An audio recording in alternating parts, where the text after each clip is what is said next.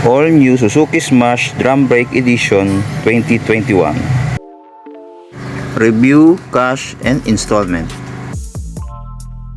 Shall we have breakfast together?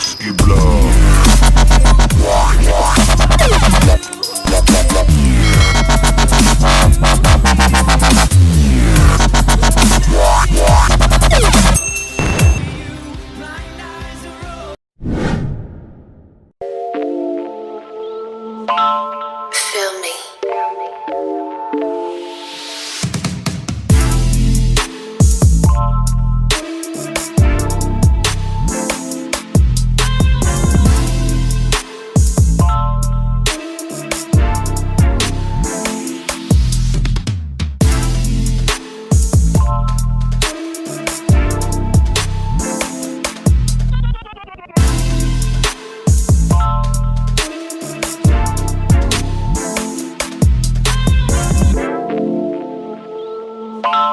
Feel me. Feel me.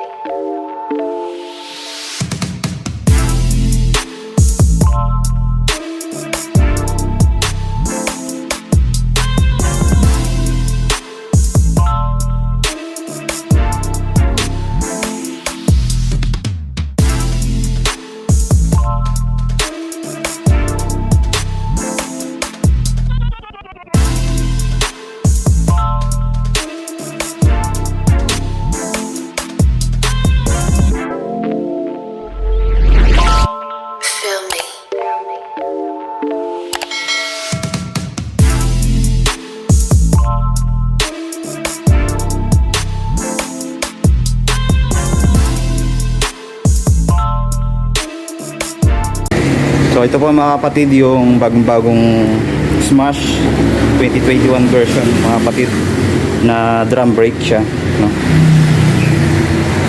Kulay white. Ayan. So salamat kay sir sa pagpayag sa atin, no? Sir, ano pangalan niyo, sir? Sir, joke! Ayan. Salamat kay sir. So ayan po, nililinis pa niya. Yan, for release kasi! Oo. Bagong-bago yan mga kapatid na release ng Suzuki Smash 115. Yung previous na vlog natin mga kapatid, itong Mags edition nila. So ito naman sa mga may gusto mga kapatid ng drum brake, ay available po yan dito sa Premium Bikes Santa Cruz, Lubao, Pampanga. So ayan po yung kanyang decals naman mga kapatid sa drum brake, no? Yan yung Smash. Ito yung decals nya, may mga dot na kulay red, tapos white na po yung pinaka pairings nya, no? Then dito sa harap ay dito gray siya, no?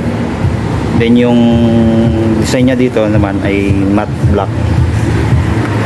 So same lang din naman sila ng design nung Mags version, pero nagkaiba din sila sa dito kasi yung disc brake mga kapatid, ito meron siyang brake fluid dito.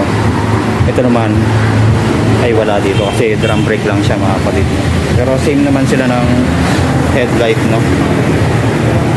Yan, halogen pa rin yan yung signal light, pati po yung headlight.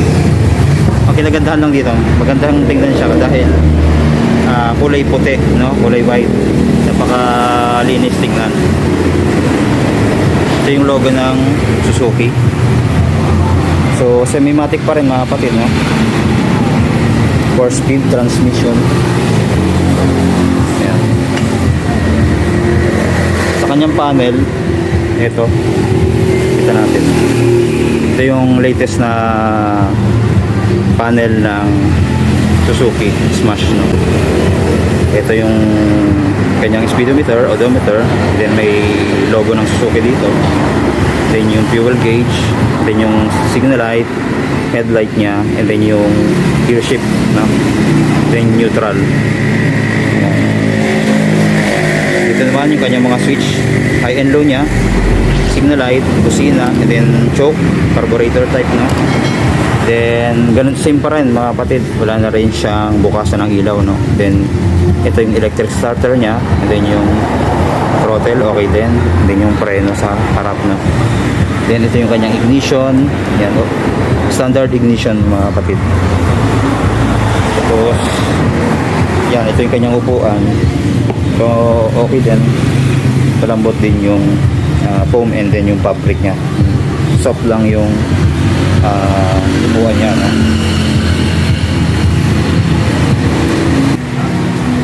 Then ito yung kanyang tail light. So bulb pa rin yan mga kapatid, yung signal light and then yung tail light niya, no? Pero maganda na rin yung design. Tapos yung fender niya sa likod, ayan, no? Mahaba, no? Wala ring talsik ang dumi dyan. Tapos sa tambucho niya, ayan, merong cover mga kapatid na stainless. Then matte black na yung kanyang tambucho, no? Tapos drum brake din yung sa likod, naka spokes. Ang size ng gulong dito sa likod ay 80 by 90 by 17. Tapos dual shock mga kapatid, ayan yung shock nya, kulay silver, no? Pati yung dito yung brace sa footdeck sa angkas, yan, silver yan. Then 4 speed mga kapatid. Ito yung kanyang side stand and then center stand. Then Euro 3 na rin to mga kapatid, no? Tingnan natin yung makina niya. Sa makina, yan, kung masisilip natin, no? So ano siya, piston type na mga kapatid yung kanyang carburetor, kaya malakas na humatak to mga kapatid, no? Ganoon din yung mags edition nya, ay piston type na rin mga kapatid. Yan po. Then ito naman mga kapatid yung kanyang compartment. Yan, same lang din mga kapatid nung sa mags edition, no? Maliit lang mga ito, yung manual niya nandito, then yung side mirror, tapos yung battery niya dito din mga kapatid, palagay. Tapos sa fuel tank, ito may cover din, same lang din mga kapatid ng dati, at ang fuel capacity ay 4.3 liters. So yun po, yan po yung kanyang fuel.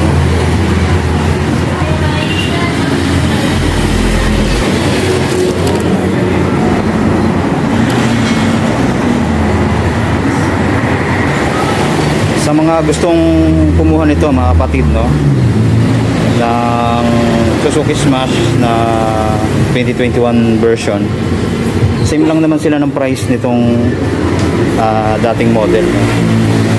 So 60,500, then magda-down tayo ng 2,945, then sa 24 months ay 3,967, then less 600, then 36 months ay 3,218, may less pa po yung 500. So ayan po, avail na kayo mga kapatid dito sa Premium Bikes.